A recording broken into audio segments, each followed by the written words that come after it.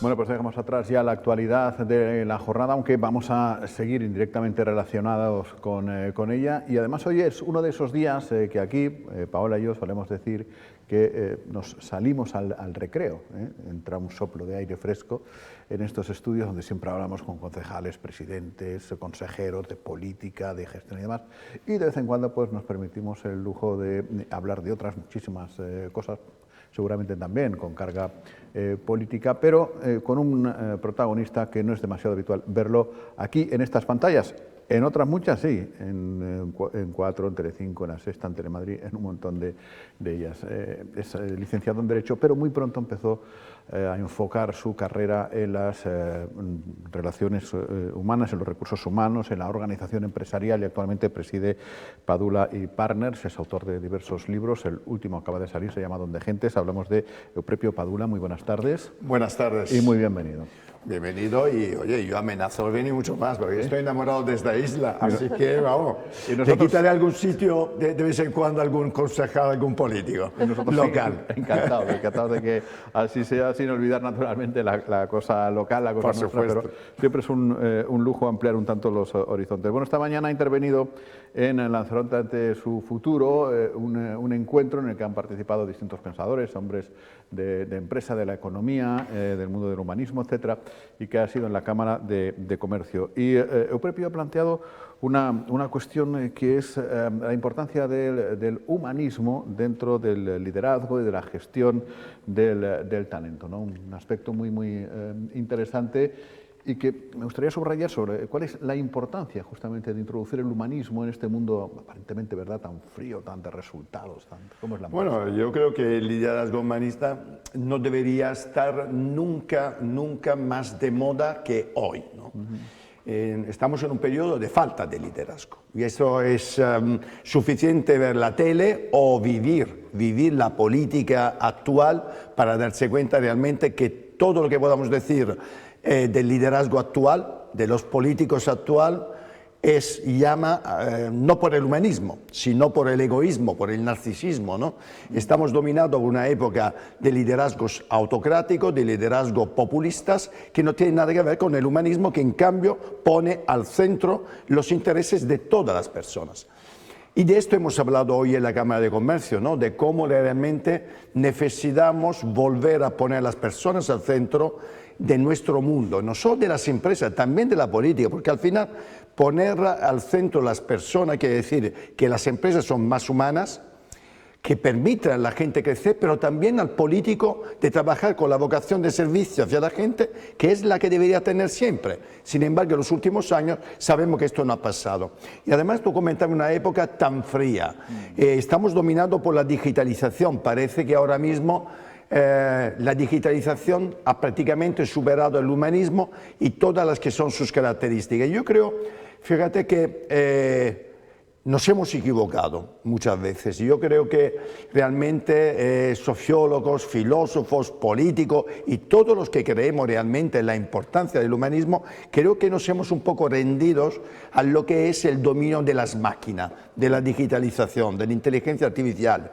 El otro día José Antonio Marina, un gran filósofo y pensador con el que tuve la ocasión de entrevistar para Esquire, me decía: Euprepio, es que los filósofos lo que hemos hecho es rendirnos, lo hemos hecho muy mal.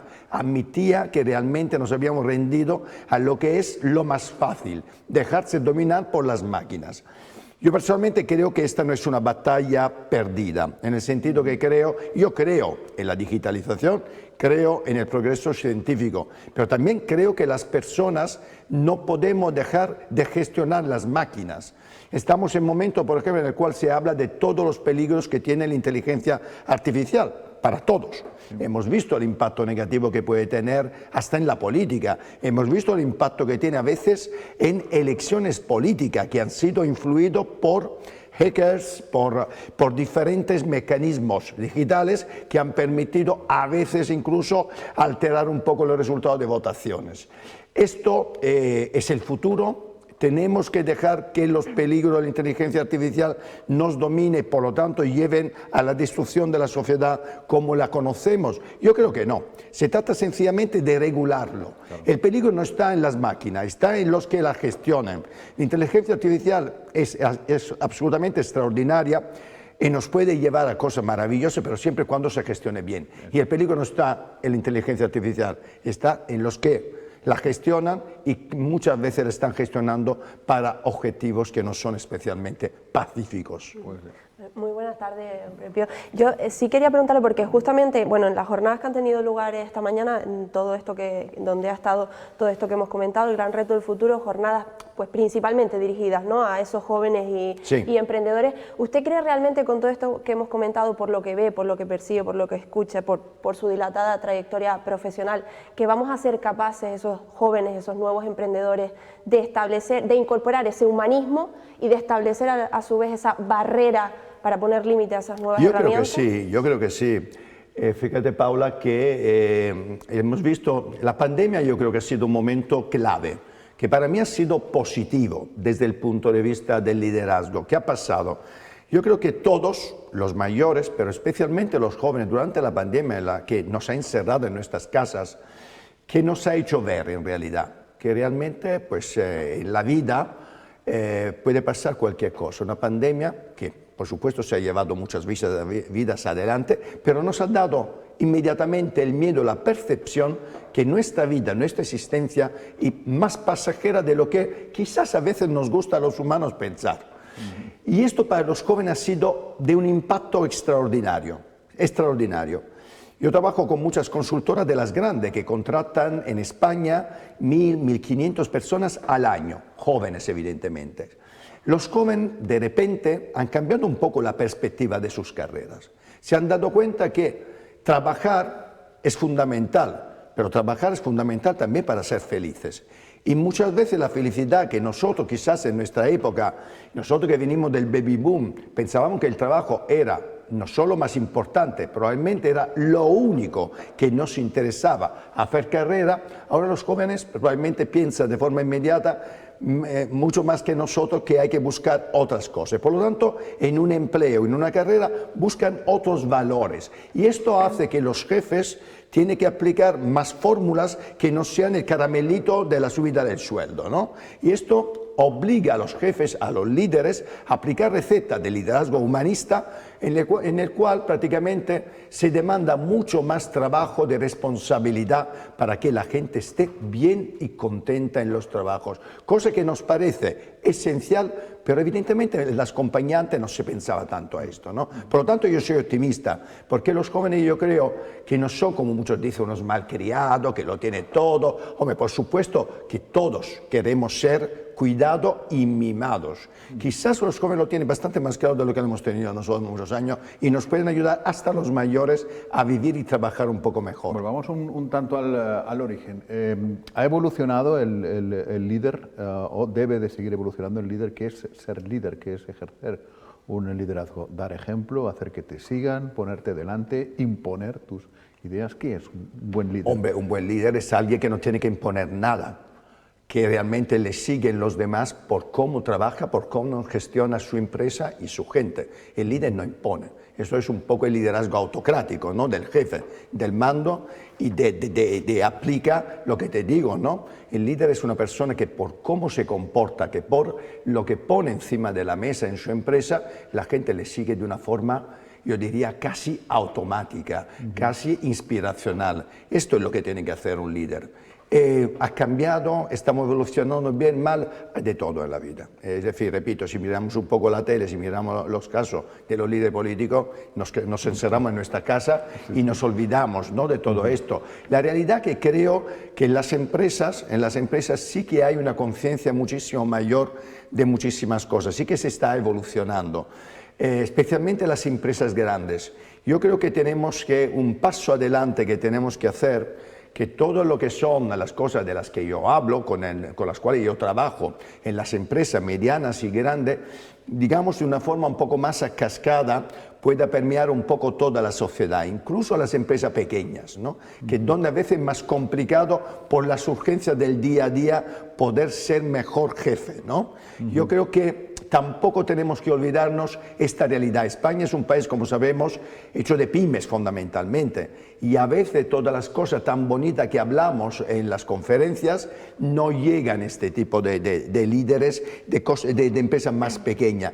Por lo tanto, tenemos que hacer, por esto yo agradezco mucho que desde hace 9 años estoy en la tele, ¿no? Estoy en los medios de comunicación, porque me ha permitido hablar de estas cosas de una forma un poco más generalizada, que llegue a todo el mundo. Y esto ayuda a que todo el mundo pueda aprender, porque sabemos perfectamente aquí en la zona cuántos pequeños talleres, cuántas pequeñas empresas, cuántos pequeños empresarios hay del sector turismo. ¿Por qué también estos pequeños empresarios no pueden ser unos fantásticos líderes? Claro. Es así. Claro, es justamente eso iba a preguntarle, ¿no? ¿Qué tiene que, un poco más de forma personal, qué tiene que saber una persona que quiere ser líder, que quiere ejercer ese liderazgo? Porque he visto en alguna que otra entrevista suya cómo le preguntaban, ¿no? Y decía que no es tan importante que también sacar lo mejor de uno mismo, sino sacar lo mejor de los demás, ¿no? ¿Cómo de complicado es todo esto, Prepio? Pues mira, yo justamente en la conferencia hoy en la Cámara de Comercio he dicho una cosa que para mí es clave. Es decir, muchas veces nuestro sistema educativo y nuestros padres nos han enseñado en la vida que tenemos que eliminar nuestros defectos, ¿no? Es decir, toda la vida nos hemos pasado intentando hacer cosas o educándonos en cosas que no sabemos hacer para superar nuestros problemas. Mira, en la vida lo que tenemos que hacer, esto es lo que entreno yo a jóvenes y mayores, a políticos y a empresarios, es tenemos que reforzar nuestras fortalezas. Es decir, efectivamente lo que tenemos que hacer cuando somos buenos líderes es hacer que tú, que mi gente sea mejor de lo que es, que pueda crecer. No pensar tanto en mí como jefe, de una forma egoísta, que lo que hace desafortunadamente mucha gente, es pensar en ti, saber un poquito lo que haces bien o mal, y saber dónde puedes llegar, no cortarte tu camino, ¿no? Porque la mayoría de la gente que nos encontramos en nuestras carreras muchas veces es gente que tiene miedo, es gente insegura. La gente insegura, no hay nada peor que un jefe inseguro, porque nunca te va a permitir crecer.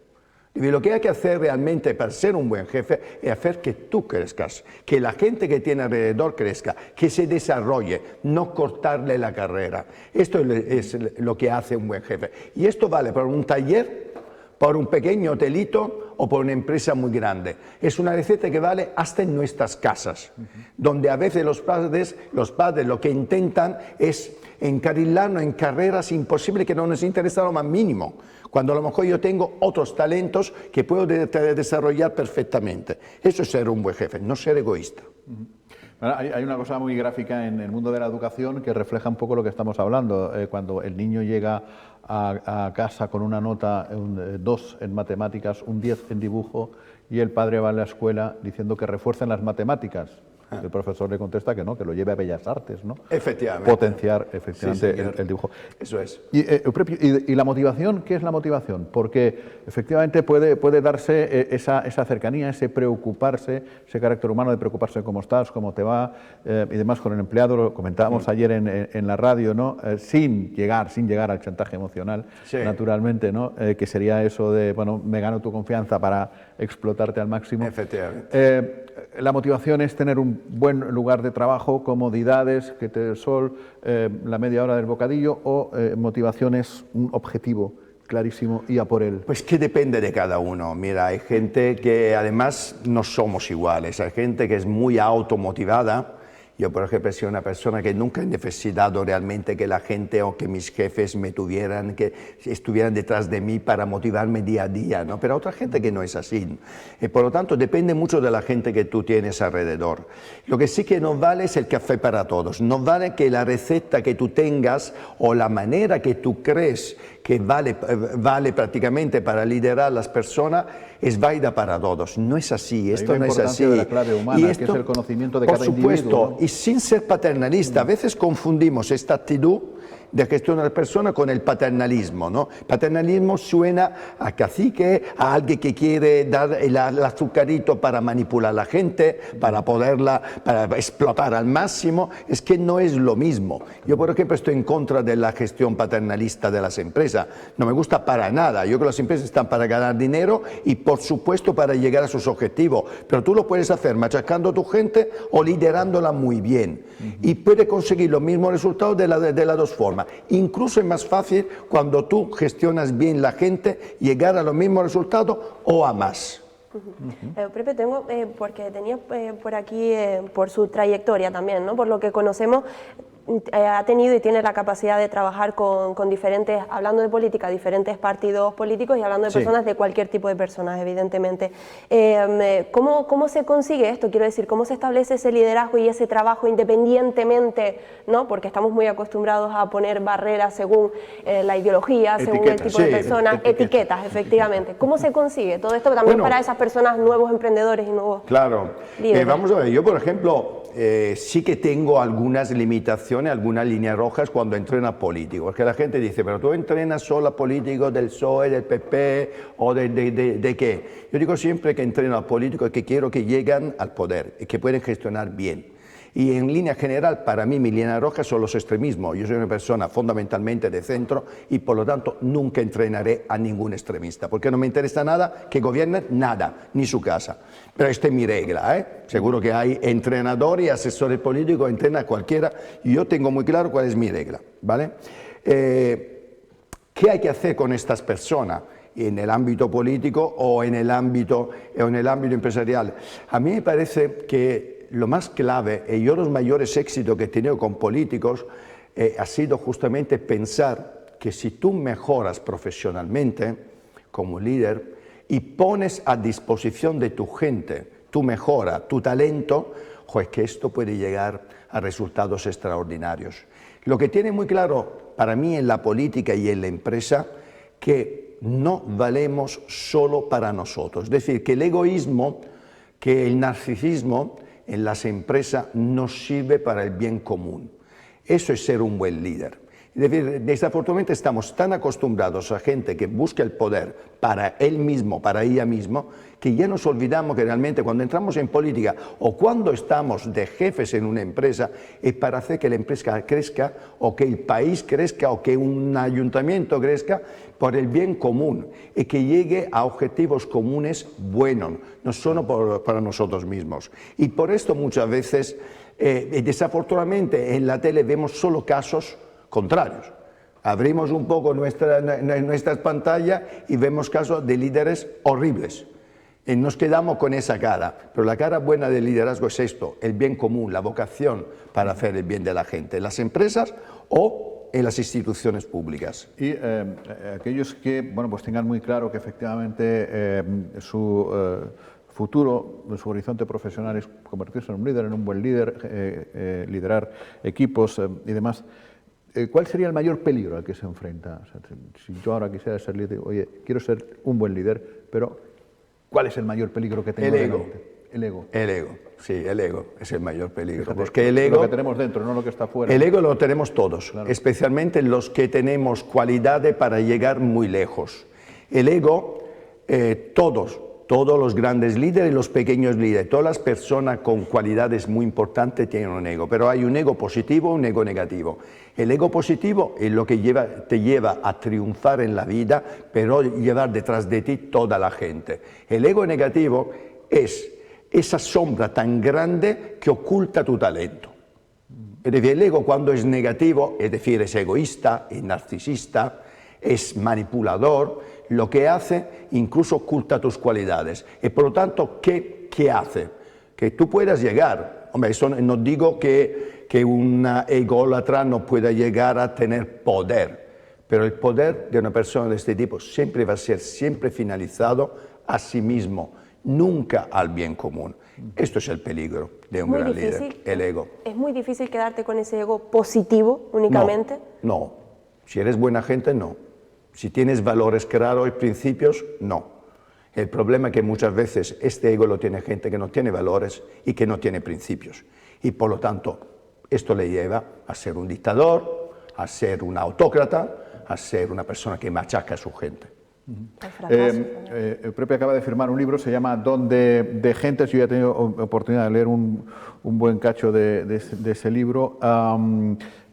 Primero, por la propia expresión Don de Gentes, lo comentábamos ayer en la radio, hacía mucho tiempo que no escuchaba yo esa expresión que resume un montón de cosas, de cualidades. De cualidades de un ser humano, de una persona, y que es una mezcla de muchas, y si falla una, ya no es Don de Gentes, ya falla todo, me ¿no? encanta. La Don de Gentes es una expresión española que no existe ni en inglés, ni en italiano, en ningún idioma, que en un cierto sentido es una especie de cóctel de muchas cosas, de carisma, de buena capacidad de comunicación, de empatía, de simpatía. Es como un cóctel maravilloso, ¿no?